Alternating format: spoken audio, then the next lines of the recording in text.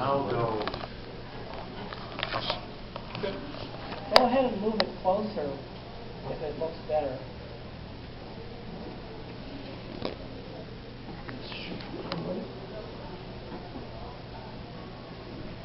What? Is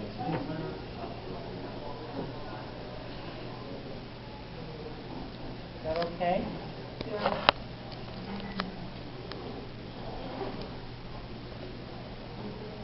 All right. Welcome to the 25-year furry conventions. Let's try that again. Welcome to 25 years of furry conventions.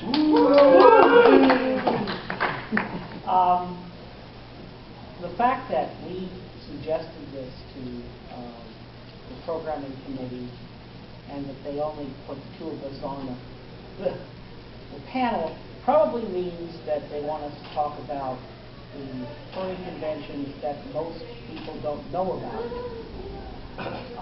This is because they happened a long time ago, and this is because a lot of people in the fandom are younger than 25 years old. And unfortunately, because a lot of information has kind of been suppressed about the early science. I'm not really sure why that is done, why that happens. I don't even know about press, more like overshouted. Yeah, lost in the din. Lost in the din. Gay drama. Yeah. Basically, have anybody here been to any fan conventions besides furry ones? And what kind were they? Science fiction conventions or fantasy? Yeah, it was the anime Michigan or what? Science Fiction. Oakley. Oh, okay. I went twice. That's what, Silk, right?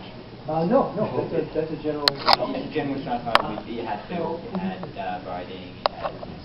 Oh, this is what Concord. Yeah, the fan conventions originated with science fiction because the science fiction readers in the 1940s and 50s were disappointed that science fiction literature was considered garbage. Pretty much in the way comics were, in the 50s and 60s. They felt that science fiction authors were not getting their due. They weren't considered fine literature, so they decided we're going to put a convention together, invite the authors, and show them how much we appreciate what they're doing. And I think these conventions happened in the late 40s. Actually, the very first one, the very first Worldcon, which is considered to be the first science fiction convention, was 1936. Okay. And if you go to the Los Angeles Clubhouse, there's a picture of the banquet there, and it's amazing. It's like 350 young men with short hair and horn-ringing glasses. It's Yeah. how things change. Most of them wearing suits and ties. Yes, most of them wearing Yeah. suits and ties, yes. Was it their uniform of today? Yeah, that was the new uniform Yeah, of today. that's before they had televisions. Yeah. So the 50s? I stumbled onto fan conventions one day when I saw a really cheaply made commercial on Channel 5 in Los Angeles for a Star Trek convention, which was basically to save Star Trek because it was being canceled. And I thought, well, what the heck, I'll go. And it was at the airport ran in Los Angeles, a little hotel right by the freeway. And first thing I noticed about it is so many more people showed up than they were expecting that they had to close off. They had one of these kind of free-floating mezzanines because the fire marshal was afraid it was going to collapse the floor. So they had people at the escalators. When 5 people would come down, they'd send up 5 people. It was that crowded, which surprised me. I'd never been. What's that? That's not the same airport or conference.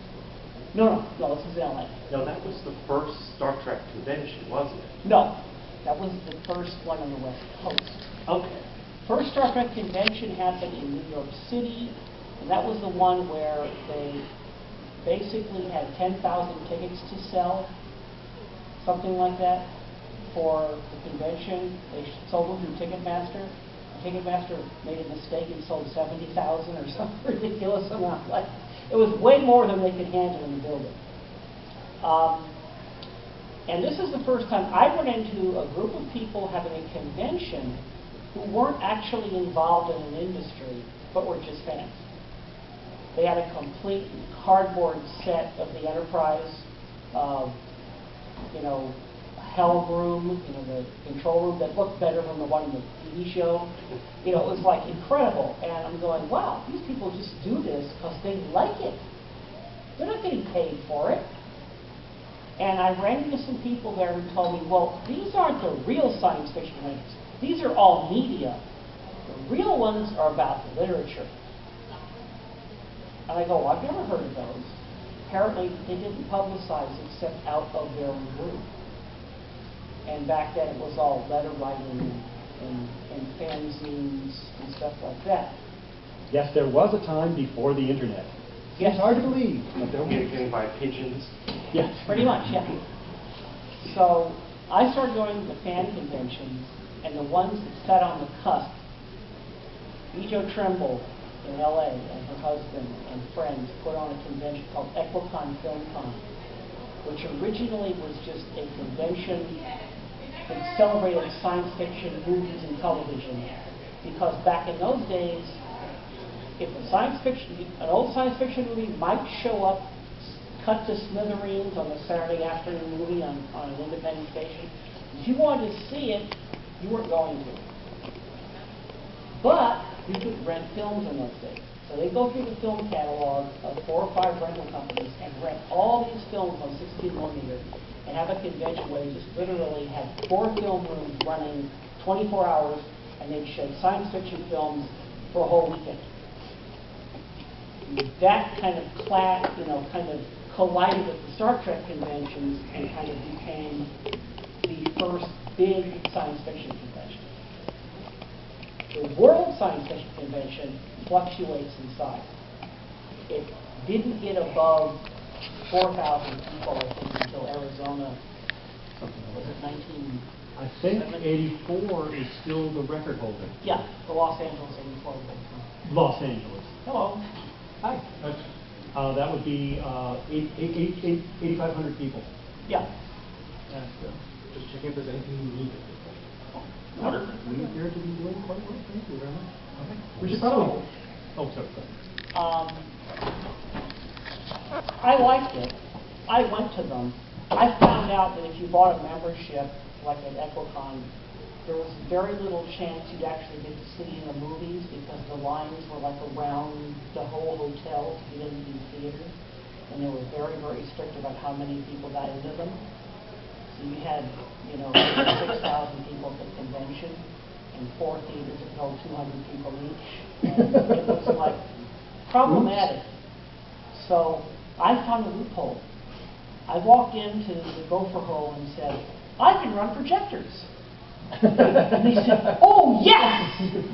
So suddenly I was a projectionist. And I created, at that point, they go, we don't have anybody to organize the projectionists.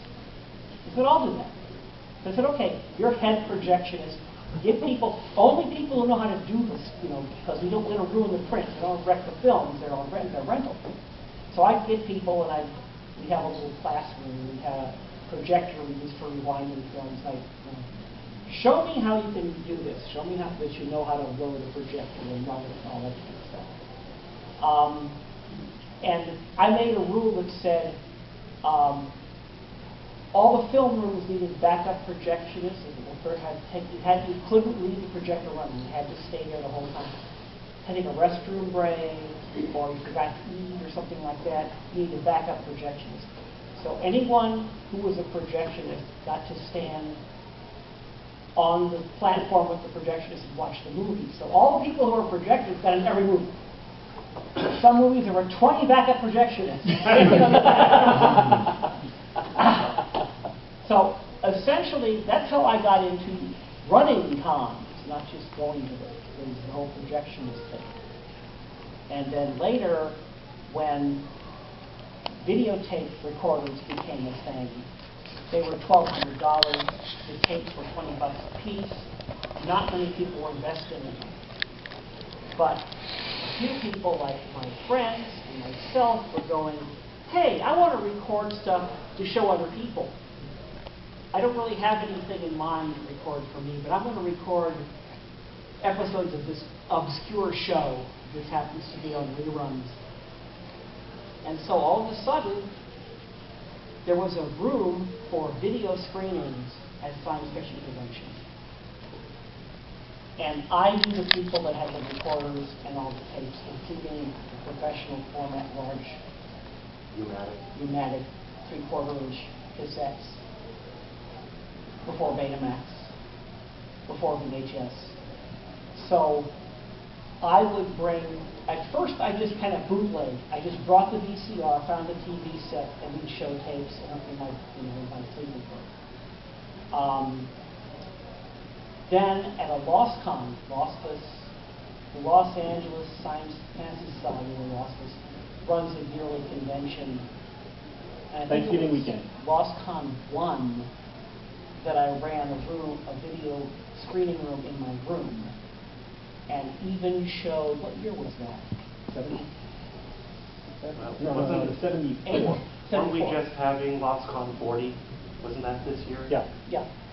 So essentially, I was running these videos, and then at one point I brought a bunch of tapes someone had made off of a local Japanese language UHF channel of Japanese animation, currently that had been sent to Hawaii, subtitled very cheaply, film chain and video cast. We copied those. So I went to LOSCON, we found a television set in a programming room, hooked up the VCR, and started playing Yusha Raiden, Their Robo giant robot Japanese shows that were on currently. And the science fiction fans went crazy for it. So within a few years after that, we started the Cartoon Fantasy Organization, named by Fred Patton, although he says no, it wasn't his idea. But could have sworn it was. 1977. 1977, the first United States anime club. Started in Southern California. We had a chapter eventually in New York, had a chapter in Chicago, had a chapter in Austin, Texas. We were getting tapes, first of all, from the Hawaii station, and then we started trading tapes with Japanese fans who wanted old American TV shows that they never saw over there or they never saw over there, and they would send us practically brand new anime. So we had this network set up to duplicate and send tapes across the country, which eventually became colleges. All the colleges ended up with anime clubs that were part of the CFO chain. And the collections all came from people bringing their VCRs to the screening and hooking them all up together and copying. Some of the earliest Japanese animation was available for people to watch over here that was legit, not bootleg, was because a few of the fans contacted Japan studios, and the Japan studios, leery of the whole U.S. market, figuring, oh, people in the United States don't want our crummy stuff. They're superior. They won the war. It's an attitude they got in Japan, really. And it's like what they did is they would cut deals with the studios and only have to pay for the rights per tape sold. So instead of having to give a studio $1 million to get the rights to their show, you give them $1 for each tape you sell. So it became a cottage industry.